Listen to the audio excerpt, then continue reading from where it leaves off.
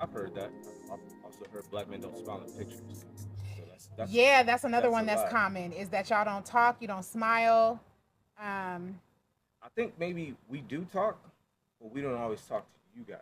that's a better way to frame it because I was just in my head like, we always say y'all don't do something. Can we get to the part where we do talk about what black men do? And I think one thing that they do is feel. I think you guys feel very deeply, very intensely. I think you have very strong opinions that you do tend to share when it's made to feel safe. I think that you think very introspectively and forward moving. And I think that if and when given the opportunity, y'all will say what you need to say. So that's what's up. That's what's up.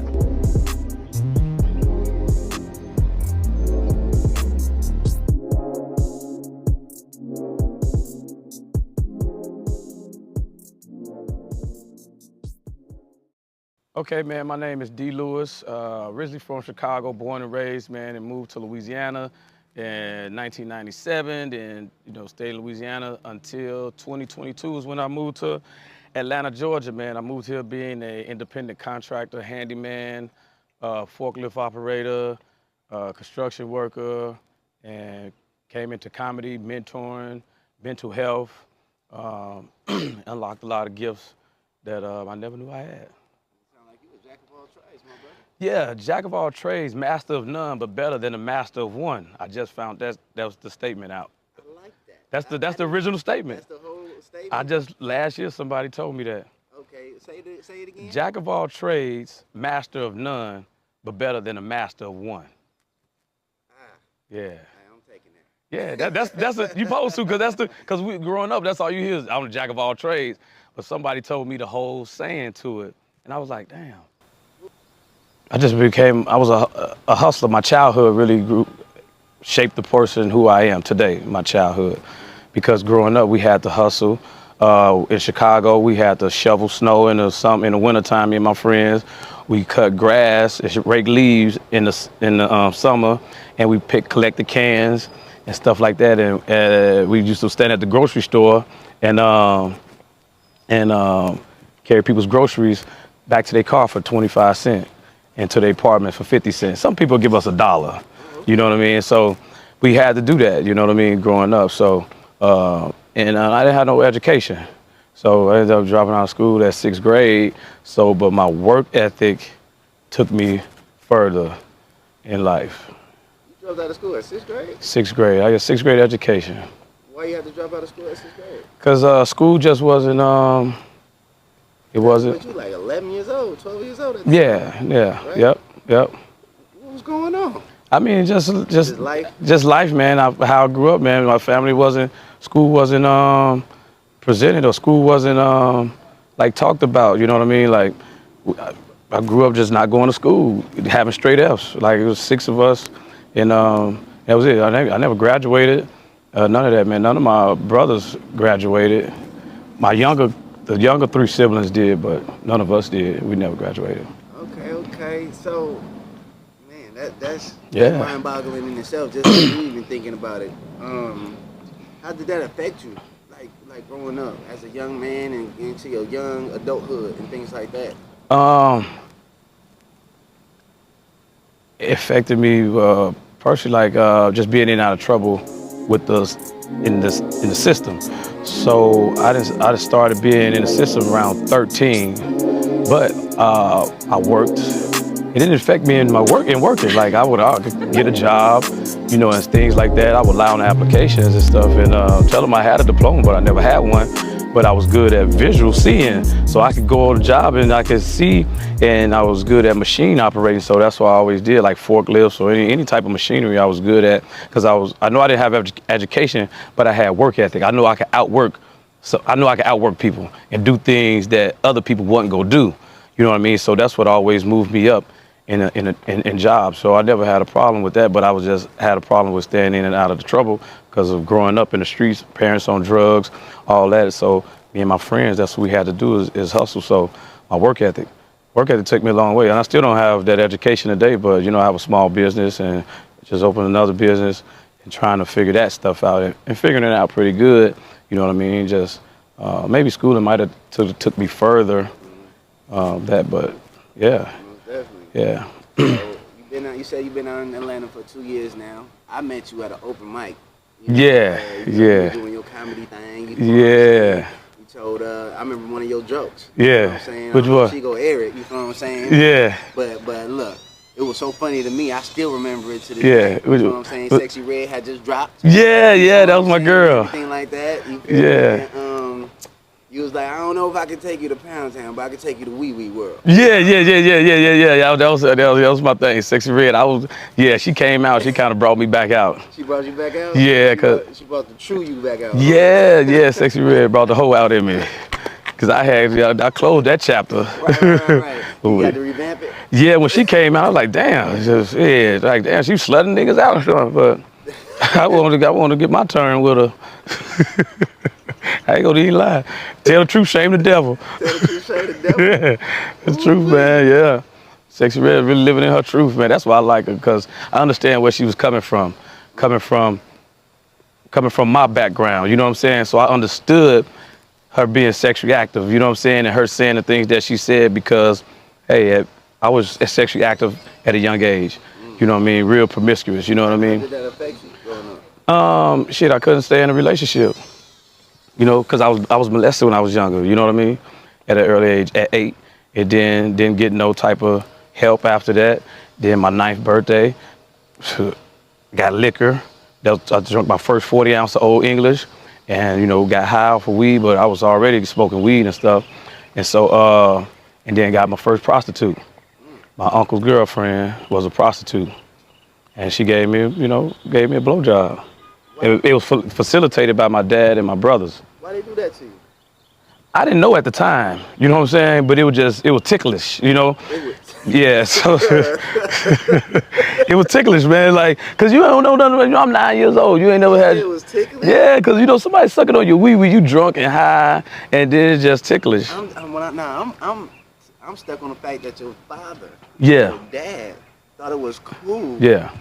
for a 9-year-old to have this experience. Yeah, that was like them. I guess me getting my mental health in order, you know, years later, I had to go back and think why they did it, right? So it was like what came to me and what I thought about deeply about was they did that so I wouldn't be homosexual.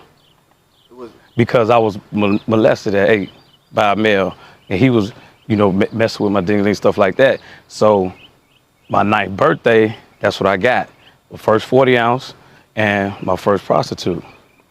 Damn. Yeah. So that's what I thought about then. You know, a year or two after that, I stayed with my father, and it continued on where I would go to these places with him or to a certain lady, and she would give me fellatio. She would give me a blowjob. I remember it like it was yesterday. You know what I mean? So you wouldn't turn out. Yeah. Now my dad did it. He was selling me to her, but I didn't know that at the time until I got older.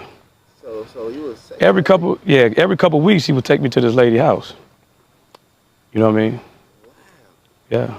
They'd take me to a house and You know, that's where they do their thing. You know, a lot of times we watch movies, we watch TV Yeah. and stuff like that, and a lot of the times, the victims of these type of crimes, these women.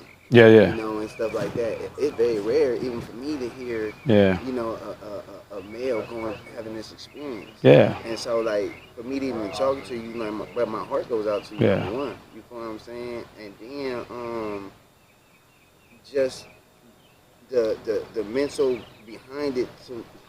To I'm just shocked right now.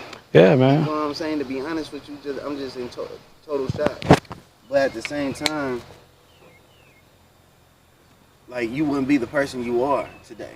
Yeah. And like the like how you take everything so lighthearted, you know what I mean, and you put it back out there in your comedy. Yeah. And then you, like, you know, you help the world through their experiences, through also because of the trauma that you had to face. You feel what I'm saying? And all this trauma that you faced, you also was able to open up a platform on social media for mental health. Yeah. You know, and you got a platform on mental health, helping brothers, you know, talk, you know, about their experiences and things like that, giving them a platform, and that's great. Yeah. So all these traumas led to that platform, to that social media, and to gathering brothers together and talking about their experiences? Man, Atlanta really brought that out, because I never heard about Atlanta. I never even knew what Atlanta was 2.5 years ago. And so, but I knew God led me here, you know what I mean? So when I came here, that's when everything else unlocked. You know, the comedy, the mental health, the mentoring, this, you know what I mean? Meeting you, you know what I'm saying? Meeting some of the other people, Pastor Sean, Huey G, Lightworker Wayne, all these guys, they brought me into the mental health, because I told, you know, Huey, my story, was a good friend of mine, and he asked me to come along with him and Lightworker Wayne and talk about mental health on Pastor Sean's platform, which is Healing Haven for Men out in Riverdale. You know, real problems, solving real problems with real solutions, helping men get back with their kids.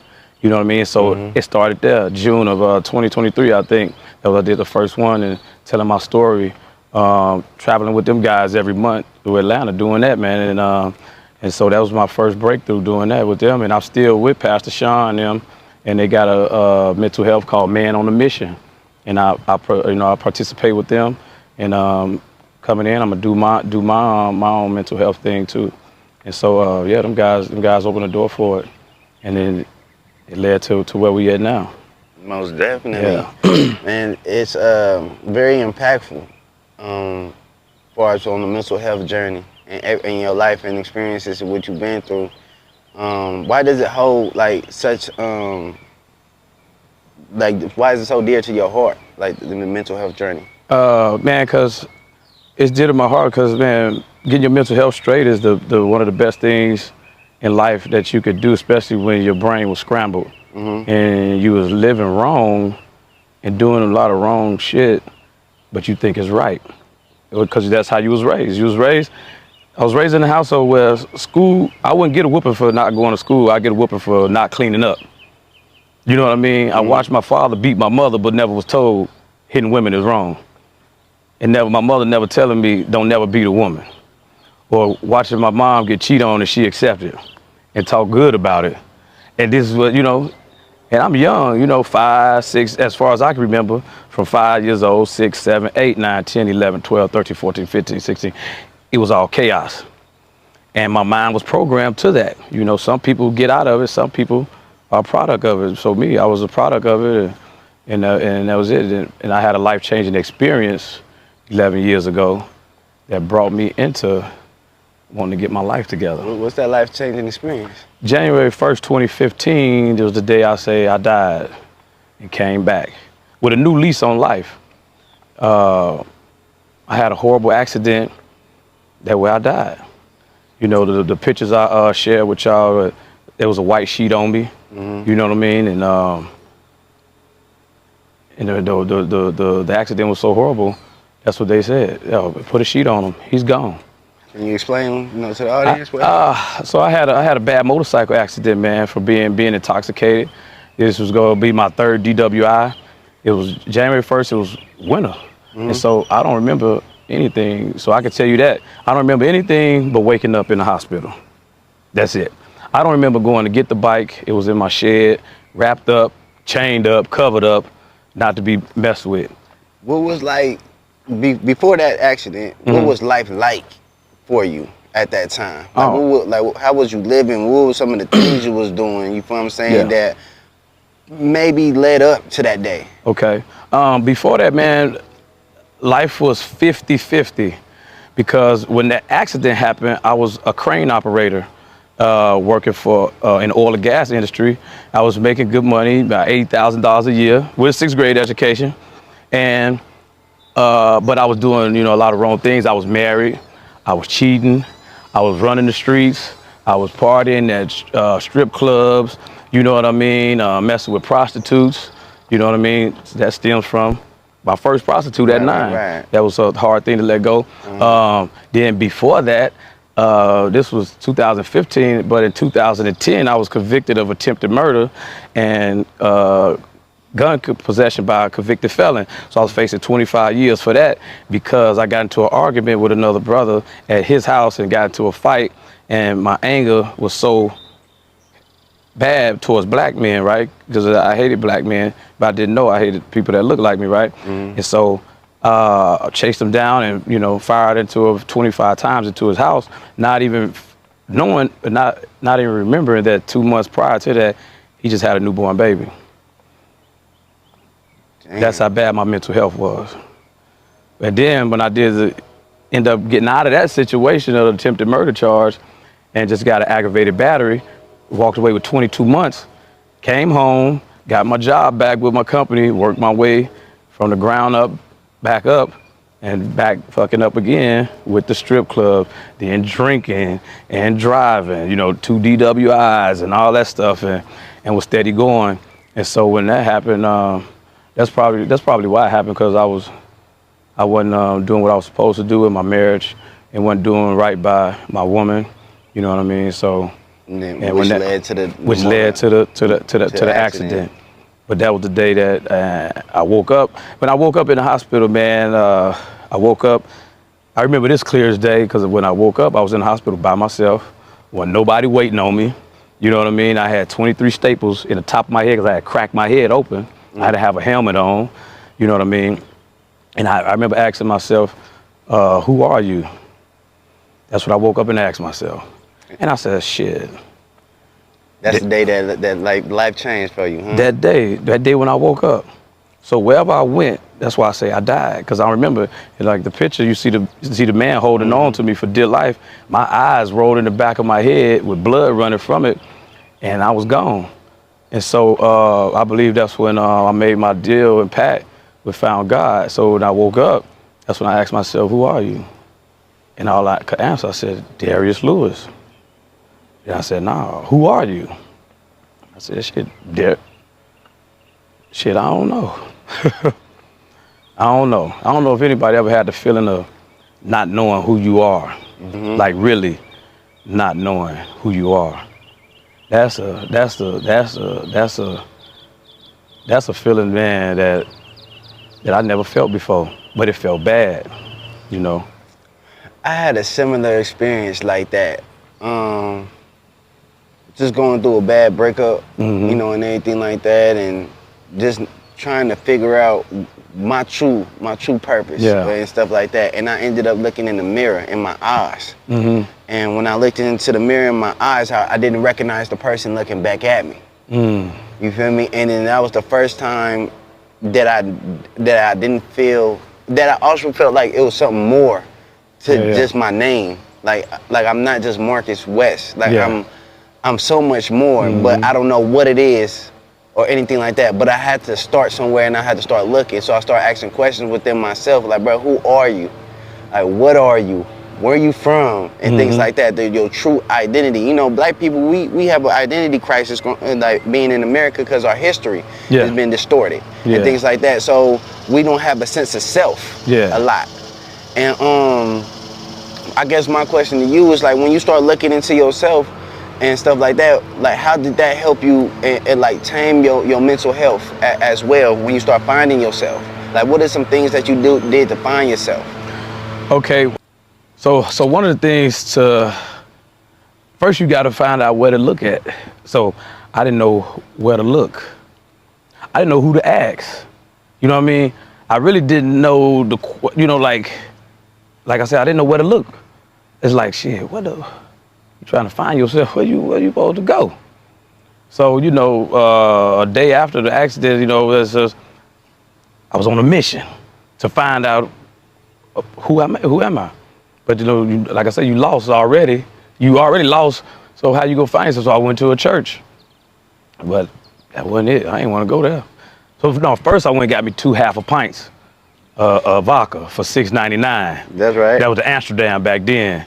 Just finished drinking and I got my 3rd DWI now, you know what I'm saying? So I'm facing time. So I would go find me 2 bottles to find myself. Cause I would find them in there. You would find it in the bottle. Cause I don't know where to look. Right. That's what I'm saying. So I went to the bottle. Went back to what I know. Right. Let me go back to the bottle. And how did that work out? I went to the church, I was tipsy. By the time I got to the church, I was tipsy. You was drinking on the way? It was Amsterdam vodka. I had 2 pints. You get 2 half pints for $5.99. You know what I'm saying? I got 2 peach ones. Remember, just like it was yesterday, boy. Shit, mouth watering right now. Tell you. So I went to the church, man, and that ain't what I wanted to hear. What they were talking about. Pastor talking about how much, who donated the most money, and all this and all that. I said, man, I don't want to hear this shit just like that. I said, y'all want to listen to this? And I got up out of there. I left. Now I'm starting on the second half of Pine. I'm going to another church in my town in Thibodaux, Louisiana. I went there to, I think it was Moses Church, Moses Baptist Church.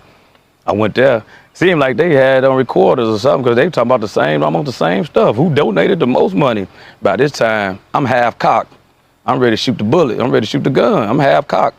Like, do y'all really want to listen to this shit? Like, what the fuck y'all talking about? Sir, no. Fuck this. And I'm Band-Aid up too. I just got out of the hospital 24 hours ago. And so I'm on a mission. But they end up ushering me out. You know, make me lead the church and stuff. So the next 2 days was critical. So I didn't know what the fuck to look for. So I get in my car and I'm listening to Breakfast Club because I had satellite XM radio. So I used to listen to that every morning, you know, on my way to work.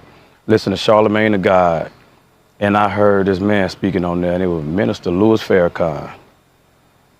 And he talked, for 60 minutes, he talked about the plight of the black man, the black woman, what was done, and this, and the J-man, and all that, and stuff like that. So after I heard that for 60 minutes, shit, I was gone. That's what I wanted to hear. So that's what helped me. So I went on YouTube and watched almost all his videos, his sessions, watched all his videos, and I would take notes. So he would talk about books. And I kind of felt, you know, he was talking to me, because he would talk about, he would talk about these books. Dr. B and Joe Cannon, Stolen Legacy, I'll write it down, Dr. B and Joe Cannon from Jamaica. John Henry Clark, talk about John Henry Clark, you know what I'm saying? Then Message to the Black Man, you know what I'm saying, by Elijah Muhammad. You know what I mean? How to Eat to Live by the Honorable Elijah Muhammad. These are all, you know, the Malcolm X book by Alex Haley. Got those books, you know what I mean? And so I got to reading. And you know what I mean? Reading opened up some doors for me, shoot, man, that was never open before, you know what I mean? So reading got my comprehension together. You know what I'm saying? It broke me down. Those books, in the back of those books, they tell you where they got their information from. So I would go get some of those books. You know what I mean? Diak Chiop from Africa, his books, man. John Claude Anderson, all those books. Man, so many books that led up to the books I have now. But man, I read some books about history, African history, like what we done, our contribution to the world. When the World Was Black, Volume 1, Volume 2, man, but I read some books too in American history and European, that made me cry. That I had to put it down, and I hated, you know, some type of people, you know, but I had to come back to it, and it built me up, broke my heart so bad, and then it sealed it up, sewed it back up together. So when I come back, you know, I had an undying love for black people. For all people, but my people first, because those are the ones I hated and didn't know that I hated. And so come back for undying love for the black man and the black woman. Mm-hmm. And shoot, and now, man, it just, and that's what it was. So, you know, history brought me back, man, it shook me back. So I could better understand the black man now, you know what I mean? But, you know, all this stuff got to be tested. Now you got to go out into the market. When you reading, you got to go out into the market and test all this stuff. The information don't tell you what to do, but you have to know what to do when you read it. Some people would just read it and that's, you know, read it and that's it. But when I read it, I wanted to make a change in myself first, you know what I'm saying? And then make a change to the people that was around me, or if I come encounter with people, staying away from certain people. And it began, that really started my mental health journey. Reading history, understanding it, learning it, and then going out and practice with each other, practice with the black man and the black woman what I read in the books, what we did to each other to hurt each other. You know what I'm saying? So I had to go practice love, reciprocity, peace, you know what I'm saying? Being, you know, truthfulness. I had to go out and practice that. You know what I mean? That takes a lot. 10, 11 years, man, practicing that stuff. You saying some very valid things, especially as a black man growing up, is that how we're taught to hate each other. Yeah. From music, from in the movies, just life is always a competition between us. Yep. I got it, you don't, you feel what I'm saying, and things like that. And it seemed like it built a wall between us. Yeah. To where I don't look at you as a brother, but I look at you as an enemy first. Yeah. I gotta take this nigga out. Instead of I gotta help this black man. Yeah. And things like that. Just the whole approach it seemed like it's changing. Through your self-discovery, your discovery itself within books and things like that. I went through it down a similar path and a similar journey when it came to finding myself. It's just that I just became an EMT. Yeah. I went down the EMT road and I was able to help various people. And so it had me put my guard down because I realized that people were just people. Yeah. After a while. But then being from Oakland, California and going on my pro-black, righteous, state and finding myself, with the Black Panthers, UEP, Newton, we have a rich culture. Of black pride and and things like that. And I remember I couldn't learn it in school. Yeah. In high school, you feel what I'm saying, and things like that. In middle school and elementary, I couldn't learn none of those things. But I could learn it as soon as I graduated, and I had to pay for my history and my information. Yeah. That made me feel some type of way too. So I completely understand where you coming from with this. You feel me? And I commend you and I recognize you. And but what would you tell black men that's struggling with this? Like, what advice would you give them? First, you got to come to terms with you fucked up. You know what I'm saying? That's what I had to come to terms with, and look myself in the mirror and say, you're an okay person, but you ain't shit. That's it. You have to come to terms with that. And then the second part is, you got to fix it. Like, how? I had to go backwards to go forward. You see what I'm saying? Had to lose everything to gain it all. So you gotta detach from a lot of stuff. So first you gotta understand the truth, and you gotta understand the people that that type of person, if you hurt people along the way, you have to practice that. You gotta practice love. You got to practice peace. I would say reading, having comprehension. You know what I'm saying? Because I couldn't avoid a nigga moment. You know what I'm saying? I couldn't avoid it. Right. But now I can avoid it because I know some brothers is hurting. Right. Because I was hurting. Right. And you recognize that. And I recognize that. And I'll be the bitch nigga. I had to be the bitch nigga and call the police all the time. You know what I'm saying? That's when I knew I really changed. Seeing how a brother wanted to hurt me because it was his fault and not even understanding it, that was his fault. And me looking at him, couldn't say nothing because I was hurting too. But if I'd have said something back to him, I would have been less of a man because he hurting. But he don't even know it. Some of us hurting and don't even know it. Man, that understanding. Yeah. Not that understanding, but the understanding. Yeah. You feel what I'm saying? So, of those moments. Yeah. Can move us so far in life.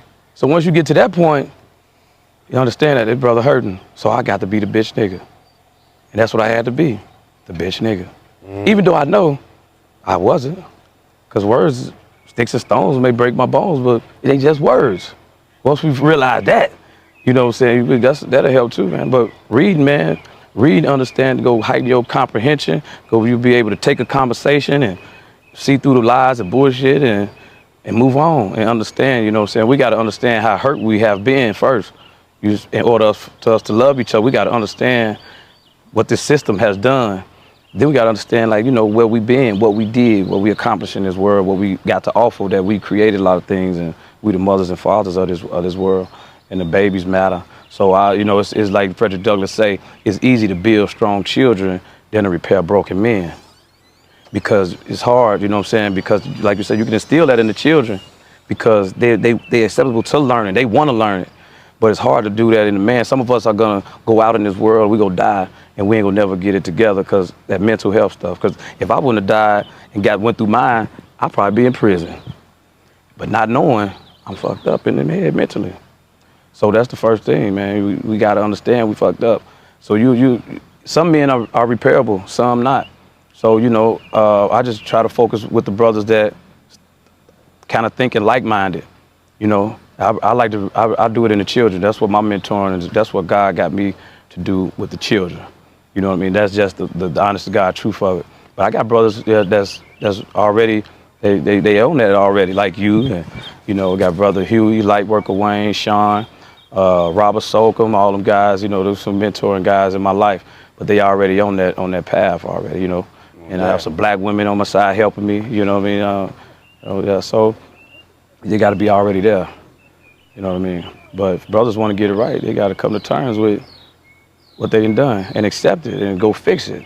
That's the going to fix it is the hard part. You know, you can accept it and say, yeah, I'm but you got to fix it. A lot of the people don't know where to go. But I would say start with reading history. Black history, start with reading. And everything will come find you. The information that exists for you to do the work. Preach that. That's it. That. Big facts, big facts. Where the people can find you at, man? Man, they can find me on any street corner, popping my shit, talking my shit, looking good. I'm for the streets. You know what I'm saying? Yeah. Oh, man. No, man, they can find me on Instagram at D.MF Lewis, TikTok D.MF Lewis, Facebook Darius Lewis. Snapchat, I just got my snap up, holla at me. You know what I'm saying? It's called Shop Shit, SHOPSHYT. That's my production. That's a barbershop comedy that I was shooting, but I stopped production on it to get my business stuff right. You know what I mean? But I'm coming back with it. It is the #1 show in Atlanta. You know what I'm saying? You was there. You was on set with me, helping me out and stuff like that. So yes, it's a good family comedy. It's copyrighted. It's can't get it. So go and try to market if you want to. You know what I'm saying? I got 6th grade education. But God had put people in my life to help me get business straight and learn business and stuff like that. And you know what I mean? So handyman, I do that on the side. If you need pressure washing, I come fix your dough. You know what I'm saying? You know, I mount your TV. Yeah, my motto for my handyman is is Lewis and Son Handyman Services, right? But you can inbox me on any of my social media platforms to come and hire me. But yeah, man, if I can fix me, I can fix anything. That's my motto. If I can fix me, I can fix anything. Exactly. Man, because you know how you drop a glass and it was broke up? That was me. Shoot, they put Humpty Dumpty back together. Yeah, so sat back on that wall. Man, yeah. I ain't sitting back on that damn wall again. I won't fall no more. I'm walking now. Hey, I'm walking. That's right. But yeah, man, that's it, man. So I don't have a son, but I still let it my nephew. So I've been with him since he was born, really. I wasn't in the room, but you know, I was born. So that's my gift. I get that to kids too as well. Train them and show them how to work with their hands. And they can't take these from you. You know what I mean? Or the knowledge. Or the knowledge. Or the knowledge. Once you got that, you good to go. I got 6th grade education. I ain't planning on going and get no GED. I ain't going back to school. Once you figure out, you know, you don't need to go to school to learn to have a business. You know what I mean? You just need somebody to show you. And if I'd have known this 15, 20 years ago, I'd have been a little bit further. But it's cool, though. You know, God got me where he at for a reason, because I'm learning. You know what I mean? You ain't So I'm learning and I'm that. stepping in as God want me to. I'm just stepping and sliding with my lemon pepper steppers. You know what I'm saying? That's it. Man, I greatly appreciate your time, your story, and we gotta do this again. We do, and I just became vegan too. No meat. I ain't no meat no more. I don't eat no more meat, sausages, no Diddy. None of that. Yeah, no meat. Yeah.